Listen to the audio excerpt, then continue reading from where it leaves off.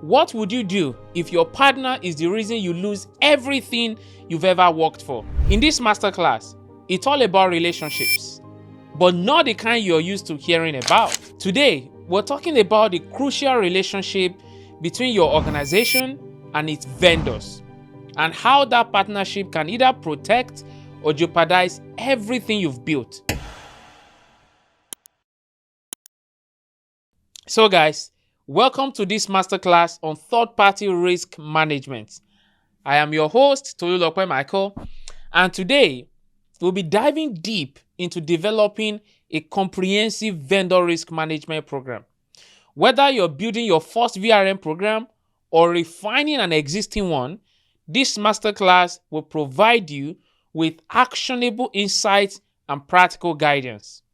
Don't forget to like this video and hit the subscribe button if you get some value from it. So, you might want to ask the question, why is vendor risk management absolutely critical today? As businesses increasingly rely on third-party vendors to support their operations, from IT services to supply chain management, this also brings about new risk. These risks are not just limited to data breaches. They can extend to operational disruptions and even regulatory non-compliance. What does that mean? When a vendor has a problem, it's not just them that suffers. Your entire business could be at stake as well.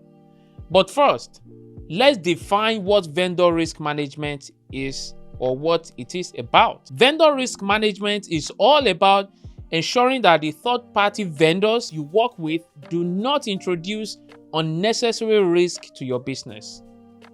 So it's not just a one-time assessment. VRM spans the entire life cycle of your relationship with vendors, from the moment they are selected, through ongoing monitoring, and then finally to offboarding. Understanding that this management process is continuous would help build a strong foundation for reducing vulnerabilities. Now that we've defined what VRM is, let's break down the entire vendor risk lifecycle to see how each phase works together to protect your organization. As I mentioned earlier, VRM isn't a single task. It's a cycle that touches on every part of your relationship with a vendor. This lifecycle starts with vendor selection, where the groundwork for a secure partnership is laid. After that, it's followed by a detailed risk assessment to identify potential vulnerabilities. As the partnership continues, ongoing monitoring ensures that the new risks are identified early and dealt with through risk mitigation strategies. Now, finally, the life cycle concludes with vendor offboarding, where the relationship ends securely, ensuring no loose ends that could expose your business to further risk.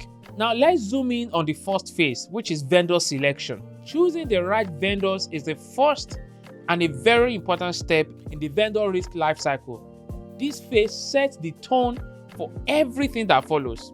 Your primary goal is to ensure that the vendor aligns with your organization's risk appetite. What does that mean? How much risk you're willing to take on, and then assess how crucial their services are to your operations. Taking your time to choose wisely at this stage can save you significant challenges down the road, making your risk management much more effective from the start. But you might want to ask, how do you actually go about selecting the right vendor? Now let's talk about that next. So once you've identified a potential vendor, you need to conduct a thorough pre-assessment. This involves evaluating their financial stability, checking if they comply with industry regulations, and assessing their security posture. Are they following best practices that can help to protect your data? Because you'll be sharing data with them. Now, your selection criteria should also be tailored to your organization's specific needs, and that ensures that the vendor you choose is a strong fit, not just operationally, but also in terms of risk management. To make the vendor selection process more structured, you need to have a checklist. And checklist is extremely helpful. Okay, now this checklist ensures that you don't overlook any critical factors, anything that is important. You want to start by reviewing the vendor security measures, how robust they are. Then the next thing you want to do is look into their data handling practices to ensure that they treat your sensitive data appropriately, making sure the vendor complies with relevant industries like ISO, PCI, GDPR. You understand? Finally, you want to consider their history of breaches or security incident. A poor track record here can be a significant red flag. Once you've selected your vendor, the next step is to conduct a detailed risk assessment to fully understand where potential vulnerabilities may lie. After selecting a vendor, the next stage is conducting a risk assessment. Now, this is where you look deeper into the vendor's potential risk to your organization. You will need to evaluate specific risk across several areas, including cybersecurity, financial health, operational reliability, and even regulatory compliance. Now, your aim here at this point is to identify what risk the vendor might pose or determine how those risks could impact your own business. Okay, let's break down the core components of an effective risk assessment. A comprehensive risk assessment evaluates the vendor across 4 major areas. Okay, the first one is information security. Does the vendor use strong encryption? Do they control who has access to sensitive data? Number 2 is compliance. Are they following the laws and regulations that apply to your industry? You want to assess their financial health. Are they stable enough to provide reliable services long term? Finally, you want to evaluate their operational performance. Can they deliver on their promises consistently? Covering these areas will give you a clearer picture of where risk might arise. Now, to streamline this process, let's talk about using risk assessment templates. We have discussed how to conduct risk assessment, but using standardized templates can take this a step further. This template ensures consistency across your assessment, making sure that every vendor is evaluated on the same key areas: security, privacy, and operational stability. Those are the main key areas. Okay? By having a standard approach, what you've done is you've reduced the chances of missing critical steps, making your assessment thorough and even repeatable. But once you have this assessment, how do you prioritize the risk that you've uncovered? That is where risk scoring comes in. After conducting a risk assessment, now it's time to assign risk scores to each vendor. This will help you prioritize your efforts. Okay? Vendors with higher scores, what does that mean? It indicates more severe risk and then they need more attention, while those with lower scores can be monitored with less intensity. Using a consistent scoring methodology ensures that risk prioritization is systematic and then objective, allowing you to focus on mitigating the highest risk first. And how do we streamline this process? That is where specific tools for risk assessment come into play. To make the risk assessment process more efficient, you can leverage tools like Prevalent and OneTrust. Okay?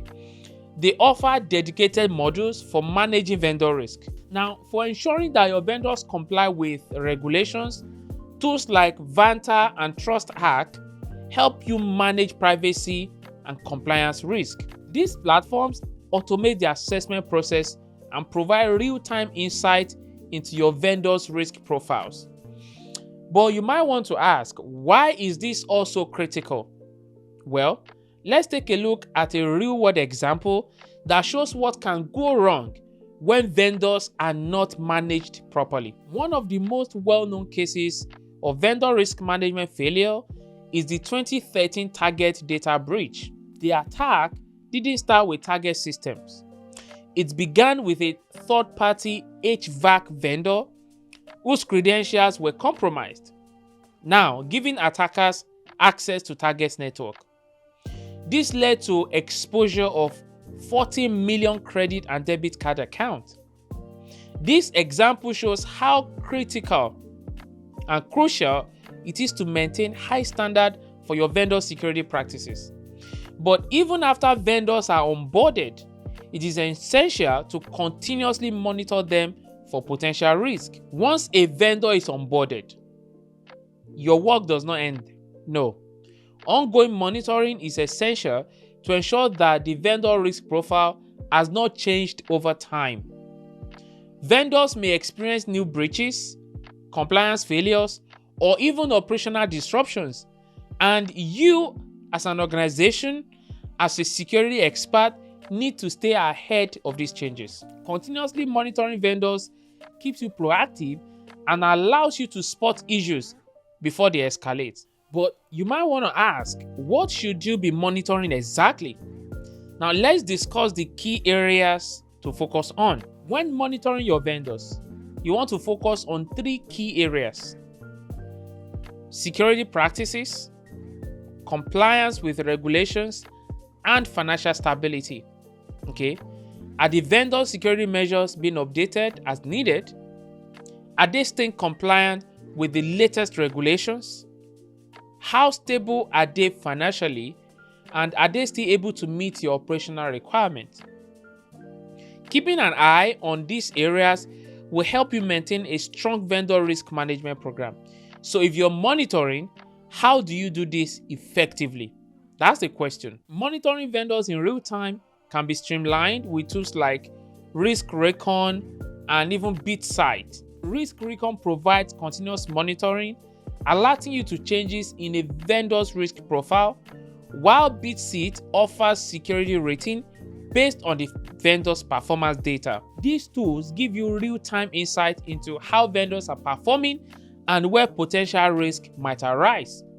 But what do you do when a vendor risk score starts to creep up? That is where risk mitigation is needed. When a vendor is flagged as high risk, you need to develop a comprehensive risk mitigation plan. This might involve implementing additional security controls, conducting regular audits, or ramping up monitoring efforts to ensure that any potential issues are addressed before they become major problems. And that brings us to specific steps you can take to mitigate this risk. Now, there are several steps you can take to mitigate your vendor risk, right? A good place to start would be implementing stronger access controls. This limits what your vendors can access within your systems. You will also have to make sure that vendors are using encryption for any sensitive data they handle. Lastly, you need to schedule regular audit of your vendor security practices to ensure that they are maintaining the standard you expect. These measures go a long way toward minimizing the risk vendors pose to your organization. But sometimes, even with these safeguards, breaches still happen, as we saw with Capital One in 2019. In 2019, Capital One experienced a data breach due to a misconfigured web application firewall.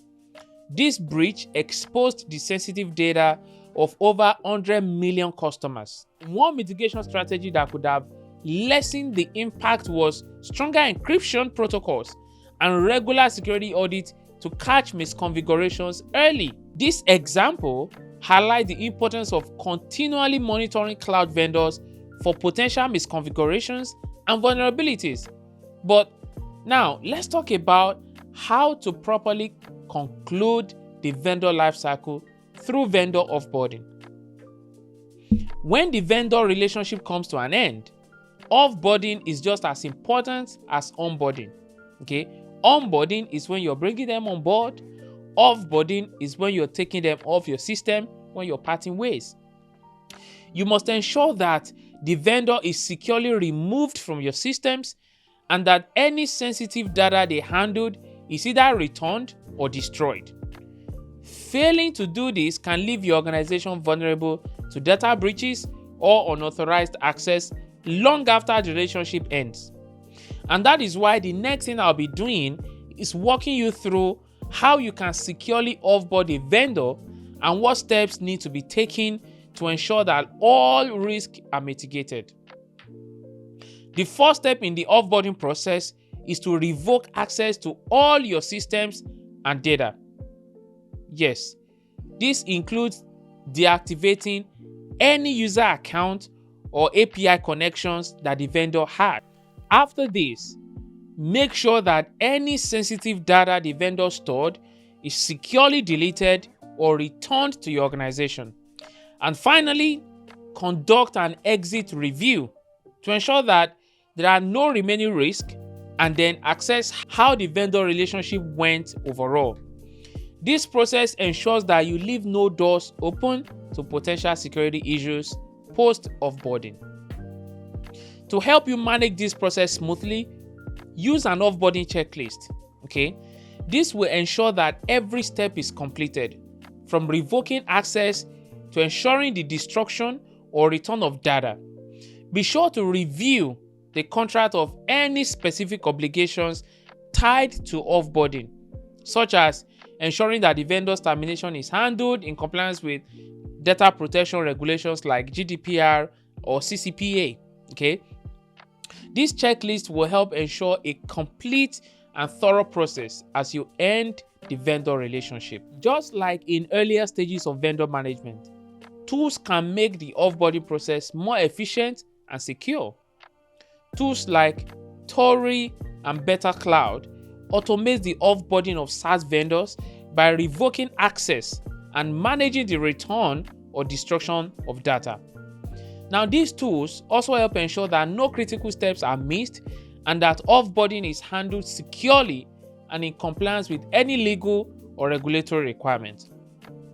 Automation here reduces the risk of human error, and ensures that vendors are offboarded smoothly. One excellent example of a successful offboarding process is IBM and their approach to offboarding cloud service providers. IBM ensures that all sensitive data is either deleted or returned to the organization, and they conduct post-offboarding audits to confirm that vendors no longer have access to any systems at all. This proactive approach ensures that IBM significantly reduces the risk of data leakage after the vendor relationship ends. The key takeaway here is that offboarding is a critical step in protecting your organization even after the partnership has ended. Now that we've discussed offboarding, let's move on to the next phase, which is documentation and reporting. So you see, throughout the vendor lifecycle, maintaining a comprehensive record of your vendor assessment, monitoring activities, and risk mitigation strategies is very crucial. Not only do these documents ensure accountability, but they also help prepare you for internal or external audit. This documentation serves as proof of your due diligence and also ensures that your organization is always ready for a compliance review. When we talk about documentation, we are referring to several key areas. This includes your vendor risk assessment, your monitoring report, your risk mitigation strategies, and even the offboarding procedures. So by documenting each step of the process, you ensure that you have a clear trail of accountability. And this makes it easier to defend your decisions and actions during an audit or if any issues arise. Managing all this documentation can seem overwhelming, but that's where tools like ServiceNow, GRC, and Logic Gate come in. These platforms help you centralize and automate vendor risk management documentation. Now, by using these tools, you can ensure that your documentation is organized, is accessible, and even audit ready at all times. In all of this process that we have spoken about, a key aspect that should not be overlooked is ensuring compliance with industry regulations such as GDPR, CCPA, IPA, PCI DSS, and even SOX. As these regulations evolve, your program needs to be regularly updated to reflect any changes. Staying compliant not only protects your organization from legal repercussions, but also helps maintain trust with your stakeholders and customers. Regulations like GDPR and CCPA, they have a direct impact on your vendors. For instance, GDPR requires vendors to implement stringent data protection measures, while CCPA demands responsible handling of personal data. Ensuring that your vendors are compliant with these regulations is essential to protecting both your organization and your customers from potential risk and fines. To ensure that your vendors remain compliant, you want to request documentation of relevant certifications such as ISO 27001 or SOC 2. Also, perform regular audits to confirm that these vendors are adhering to this standard throughout the relationship. So by doing so, you minimize your organization's exposure to regulatory risk and enhance your overall security. Like I made reference to previously, compliance management tools like Vanta and TrustArc can automate the compliance process for regulations like GDPR, HIPAA, and SOC 2. These tools help you ensure that your vendors stay compliant, making the audit process smoother, reducing the burden of manual oversight and even human error. A great real-world example is Dropbox, which mandates SOC 2 compliance for all third-party vendors that handle sensitive data. By requiring vendors to meet SOC 2 standard, Dropbox ensures that their data is secure, reducing their risk exposure and increasing confidence in their services. This is a very strong approach to maintaining compliance and data security across vendor network. For Dropbox to achieve this, they must have had a process in place. This is where security first principle plays a huge part. It is important to build a security first mindset, not only within your organization, but even among your vendors. Encourage them to take proactive measures in securing their systems and data. This collaboration ensures that both parties are aligned in their security efforts, leading to stronger, more resilient vendor relationships.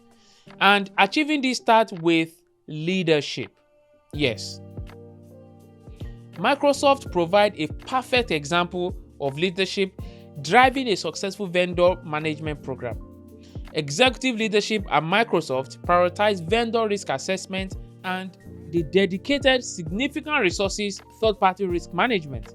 This proactive stance resulted in fewer breaches and stronger security across their vendor network, showing that leadership involvement is critical to success. Regular security briefings with vendors are a great way to stay aligned on security priorities.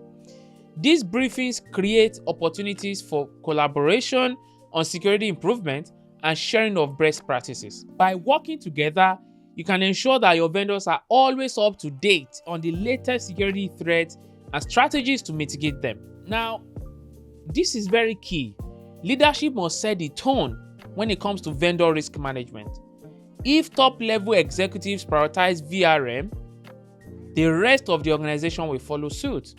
This means allocating the necessary resources and ensuring that everyone understands the importance of managing third-party risk effectively. If you occupy a leadership role within your organization, you need to ensure that your team has the resources it needs to manage vendor risk effectively. This includes both financial and human resources. There is also the part about regularly reviewing vendor risk reports and taking action where necessary, which is key to reducing third-party risk across the organization. And this is where audits come in too.